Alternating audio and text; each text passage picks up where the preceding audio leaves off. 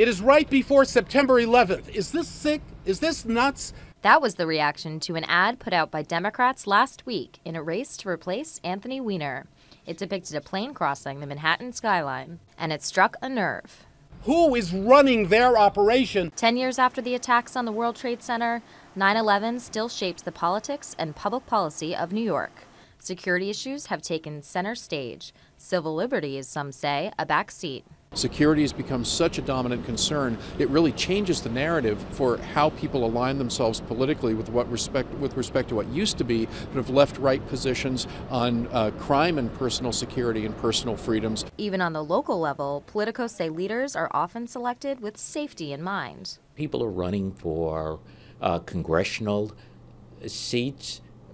Always there's a feeling of who can best defend this country. Elected officials say the attacks are still used as a political weapon. Rudy Giuliani and George Bush just waved the flag and said 9/11, and that was, and used it as a partisan issue.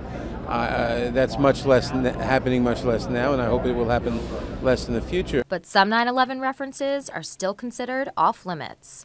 In the 9th Congressional District race, Republican Bob Turner unleashed a campaign spot earlier this summer that showed the smoldering Twin Towers. The ad blasted his opponent David Weprin's position on the Lower Manhattan Mosque.